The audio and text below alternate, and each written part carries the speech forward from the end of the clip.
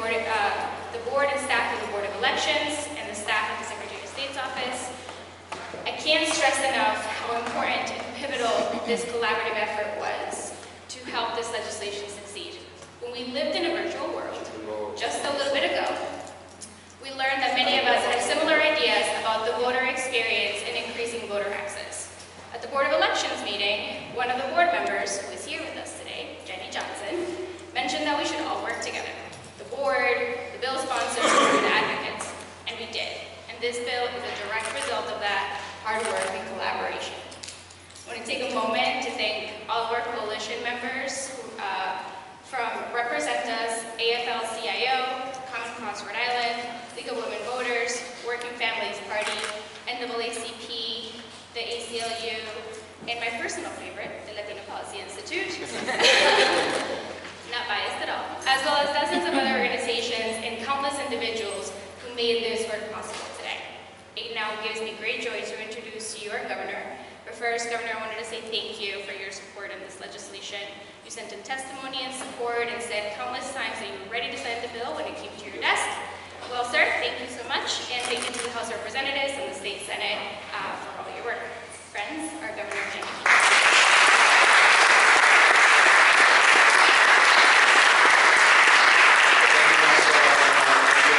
Being here today, I mean, I've got a couple pens for other legislation too, you know, with no pressure. yeah, and others, but we'll take one step at a time, and we're here to, you know, to really talk about, you know, a bill that is extends the opportunity for people to vote, and that's what democracy is all about. That's what, you know, our country was founded on, and that's what Rhode Island shows leadership on. And so, Representative Kazarian, thank you. Senator Euer, thank you for the roles that you played, and also all your colleagues in the General Assembly for making this a priority as we are coming up to an election cycle. And also, Jenny Johnson, happy birthday. That's well deserved. And thank you to all today for taking action on a bill that will make Rhode Island's voting process easy, safe, and secure. And I think we can all agree that there should be no hurdles when it comes to making your voice heard at the polls, as voting is one of our most important duties as Americans. And I think that one of the things that was a byproduct of the pandemic and you know, some of the things that we've adjusted and are thinking about many things, this is one area that I think is appropriate and timely to make sure that we take down those hurdles relative to voting. It gives each and every Rhode Islander of age the opportunity to have a say in how they would like to see their state and their country shaped. And at a time when several states in our country are curbing voting rights and making it more difficult for people to vote, particularly in those who live in minority communities, I'm proud that here in Rhode Island, we're making voting a simpler, more accessible process. No one should take a pass on voting because they don't have the access they need or because they don't have the time. The Let RI Vote Act helps address that.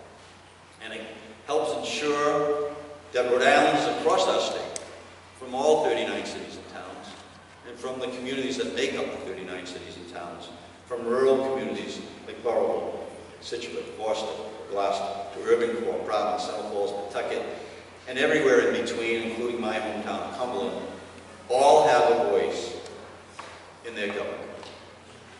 Many of the provisions in the Let RI Vote Act were implemented during the 2020 election, and it resulted in a record number of Rhode Islanders casting votes. That's a good sign for our democracy, and we want to keep it going. And Rhode Island is leading the charge on many things right now, so why not lead the charge on this issue? I want to thank the bill sponsors again, the legislators, and all the advocates that are here today. I understand we'll pull together and have a picture in the rotunda shortly after the signing, who saw to it that this bill got across the finish line in this session. Now I'd like to turn it over to our House Majority Leader, Chris Kazarian, who actually has some roots in Cumberland as well. So Chris, come on up to the microphone, and thank you so much for your leadership, as well as the Speaker and the Senate President. Thank you.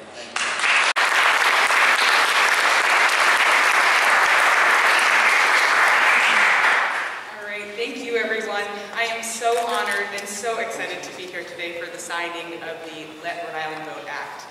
This legislation is about expanding voter access and improving the voter experience here in Rhode Island. This bill does a lot of great things for our voters. Mainly, it allows voters to choose how they want to vote, either by mail, early in person, or on election day. It makes those mail ballot drop boxes that everybody loves so much permanent in every city and town, and it gives our visually impaired voters more time to request a mail ballot, which is very important.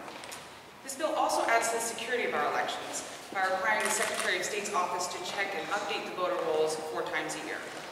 Last, I am especially proud that this bill will put the application for the mail ballot online, which modernizes our elections and gives voters an easier way to access their mail ballots. Let's face it, this day and age, when you want to know something, you Google it. And I'm so happy for our voters they'll be able to do that in order to get that application. At a time when other states are trying to impede voter access, I am so grateful that Rhode Island has passed legislation that would encourage voter participation, which ultimately strengthens our democracy. I am so proud of this legislation, like I said, but I'm even greater of the work that we did together to get this legislation passed. The teamwork and the collaboration that went into creating this legislation, to expanding knowledge about what this bill would do, and then ultimately getting it passed was just monumental. It was fun, and I'm so happy that we did it. I have so many people to thank, and I just want to go through a few of them. To my co-sponsors, especially my Townie Pride Never Sleeps, Representative Greg Amore, who stood with me, went through different questions, went through the bill multiple times. Thank you. To Representative Sean Cross-Smith, who's with us today.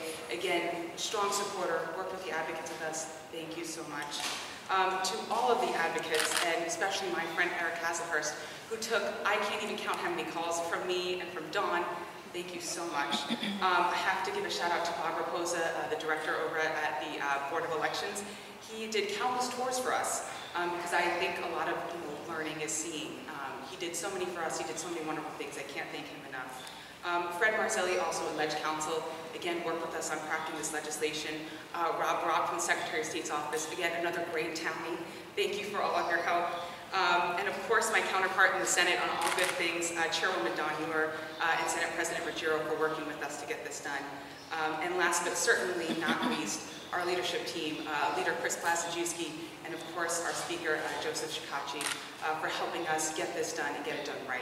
I just want to thank all of you again. This was really a team effort, and I'm so happy that we're here today. Thanks.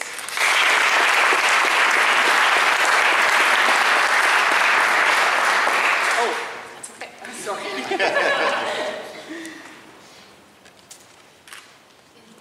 Hello, and I am so excited to be here and to speak after my good friend and counterpart, Kazarian. It's always a good day when I know that she has the House sponsor of a bill that I am so passionate about and working on. So it's always a fun pleasure to work with her on legislation. And I can't stress enough how much what she said was true about the collaboration and effort that went into working on this legislation. It really is a monumental piece of legislation that really starts with a simple concept. It should be easy to access your right to vote. And that shouldn't be a controversial statement. It's something that we should all agree on. In our process, everyone's voice should be and needs to be heard. And giving voters the options about when and how to cast their vote is a way to ensure that our elections really do produce the results that reflect the will of the people, all of the people. So making sure that we were removing the unnecessary hurdles that were faced the voters that we knew that we didn't need because of our experiences in the pandemic was really so key. Being able to go through and really kind of look at Rhode Island's election law from that voter access point of view was so exciting and so important, especially at the moment in time that we are at in our democracy, where there's constant attacks on the right to vote. Other states are using this moment in time to roll back voter access. And here we are in Rhode Island standing and moving voting access forward, really giving folks the opportunity and more ways to vote. The online mail ballot application is what Kazarian said. That's going to be such a great opportunity. You know, you can apply for a bank account, you can do anything online, and now being able to apply online for a mail ballot, being able to vote from the comfort of your own home. I can't stress enough the number of folks that I heard from who said, I like to be able to get my ballot at home, I want to look at the candidates' websites, I want to read about the issues, I want to be able to take my time with it and not feel the stress of being in line at a poll and knowing that I'm holding up the person behind me.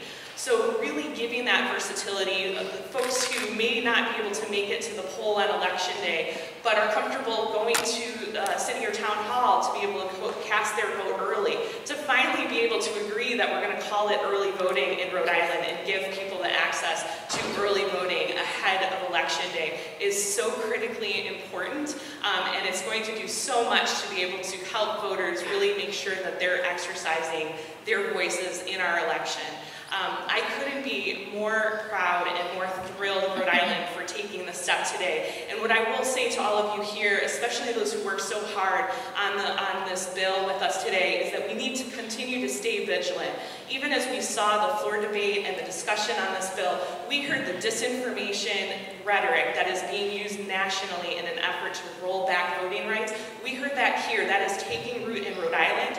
We need to stay vigilant and committed to pushing back against that disinformation, committed to maintaining voter access and continuing to advance important bills like this. I thank you all for your partnership and for your support in this legislation. I thank you to the governor, to the Secretary of State, the majority leader, to Whip Kazarian. Marcella, I can't say enough about how great Marcella has been at leading the coalition to make sure that we got this done. Thank you too. I believe I saw George Nee here earlier, and Pat Crowley from the AFL-CIO. You know, it really does take a village to get something big like this across the finish line. So let's continue to work together, let's continue to protect voting, and let's really celebrate today. Thank you.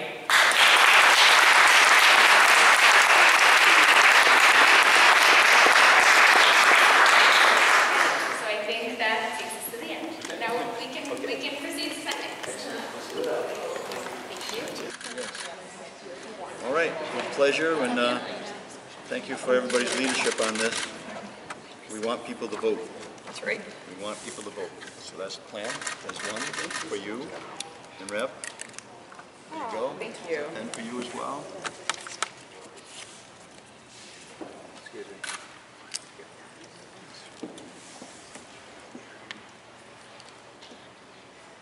Certainly one of the stronger accomplishments, I think, I'd say so from the too. General Assembly in Yeah. quite some time, right? Yeah. Not that you're not doing the work, but this is certainly an important one. This is what we're all about.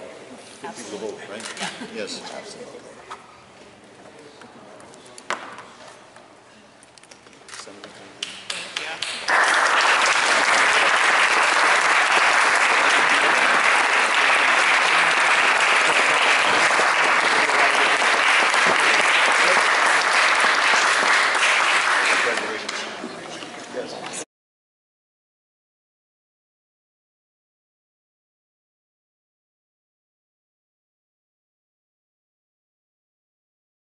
Thank you for joining us for this edition of Labor Vision. We appreciate your input and encourage your comments. Labor Vision can be seen on this channel 3 times each week: Tuesday at 7 p.m., Thursday at 8 p.m., and Saturday at 5 p.m.